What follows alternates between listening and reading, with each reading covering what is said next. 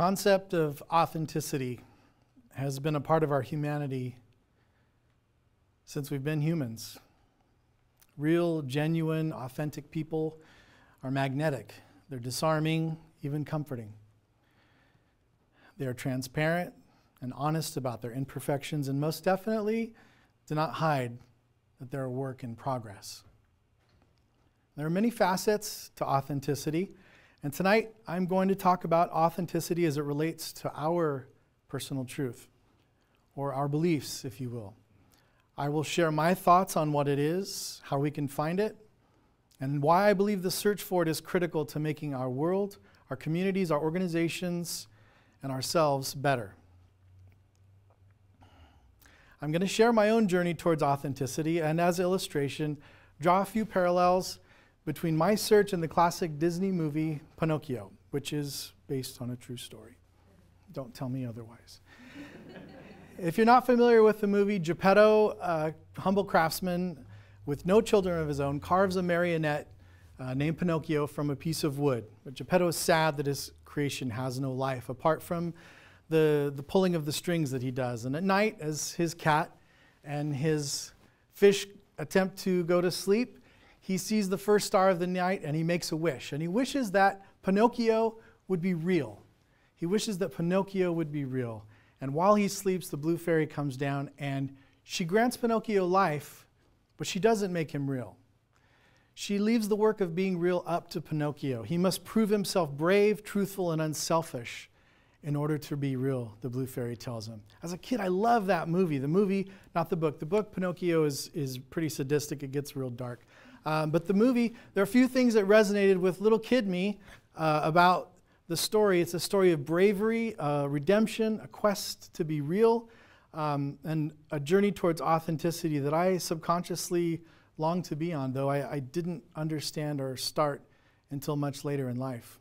My journey began quite simply with a question. When I was a wee boy of 26, my brother Mark shared with me a hardship that he was facing. Like a good brother, I gave my usual advice for someone struggling through hardship, and it basically equated to me telling my brother, don't worry, it'll all work out. Have we ever said that to someone? Don't worry, it'll be okay. Someone in crisis doesn't want to hear that. Oh, I'm sorry you broke both of your legs. Don't worry, it'll work out. Or I'm sorry you're suffering through a terrible time of depression. Don't worry, it'll work out. It wasn't a thoughtful response. It was advice that had always been given to me, and I just parroted it back. Well, my brother turned to me and he asked me this question. Why do you believe that? What do you mean, why do I believe that? That's what we're supposed to say.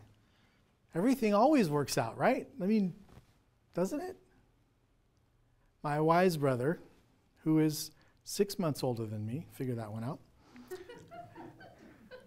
With that simple question, it called me to the carpet on my trite, rehearsed, pat on the head, no commitment, was I even really listening advice. I didn't encourage from my heart. I did a little dance that I had learned. I didn't know why it would just work out. What was my basis of truth? I felt exposed in that moment. Fake, even dishonest, not real for sure, because I lacked a personal relationship to the words I spoke as truth, what I thought was truth. I wasn't encouraging, I was just parroting what I had heard. In a way, letting my strings be pulled. And this is where I started to challenge not just what I believed, but why I believed it. I had a truth, but it was not my truth yet. As a child, I was showered with praise. I was praised for my intellect, my generosity, my kindness, my patience, my creativity, my imagination, and of course for my handsomeness.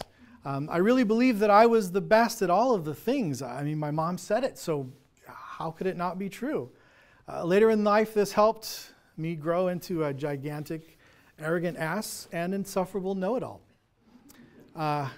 Today, I still share my wisdom on subjects I really have no idea what I'm talking about. Tonight, hopefully, shouldn't be that, though.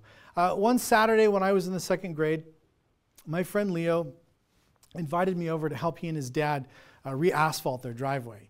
And his dad had run out of asphalt and put us in charge of keeping keeping the cars off of the driveway until the asphalt had set. So Leo's dad leaves. He goes to what I can only assume was the asphalt store. And while he's gone, we decide to ride our bikes on the asphalt. It made beautiful lines, circles and figure eights. We had an amazing time. And then we realized that we had done the thing we had sworn to not let happen. And me, in my infinite wisdom, suggested that, well, let's pull the asphalt up. Let's just hide all evidence that we've done something terrible. And so we did it, and we got about a third of the way down and realized this wasn't going to work. We've created a much larger problem. And so I left. I said, so long, Leo. I don't want to be your friend anymore because this is going to be disastrous to my health for sure. And I went home. I hid. I didn't want to face the truth. I didn't want to face what I had done and knock at the door. His dad's there holding a big chunk of warm asphalt. Even in that moment, I lied. I said, no, it wasn't me. I was not brave, but Pinocchio was. He made bad choices. He suffered consequences. He turned into half of a donkey. Watch the movie. And then he finally accepted his failure. He finally came to that place. He realized on returning back home that Geppetto had been taken by a whale, and he did what was brave. He went to save Geppetto. He could have stayed in his house and been safe, but he did the brave thing, even though Geppetto would have clearly seen what he had done because of the evidence of being partially a donkey. The fairy had told him if he proved himself brave, truthful, and unselfish, he could be real. But that wasn't his motivation. His motivation was love. Did saving Geppetto make Pinocchio real? I don't believe his actions earned this place. I believe in that moment of bravery and unselfishness, Pinocchio was being transformed.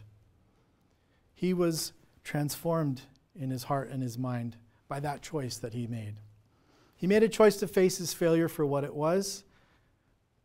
He failed.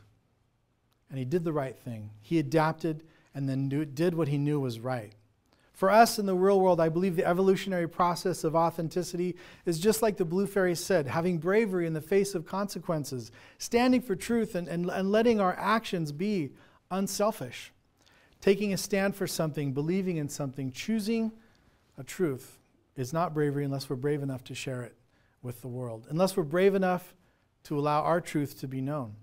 Yeah, we risk being wrong. That's hard for me. Some of my past truths have been toxic. Lacking empathy, stubborn remnants of downright contempt for humanity. Exposing these truths has brought criticism, telling people what I really believe, and then hearing back, that's terrible. But this is where I started. My truth comes up lacking. I need to be truthful with myself, and I need to reevaluate, and I need to adapt. This, I believe, is the process for our authenticity. Be brave.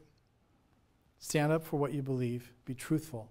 Be honest with ourselves about where our truth fails, and be unselfish. Don't hold on to a belief that so clearly needs to change. Change is the goal.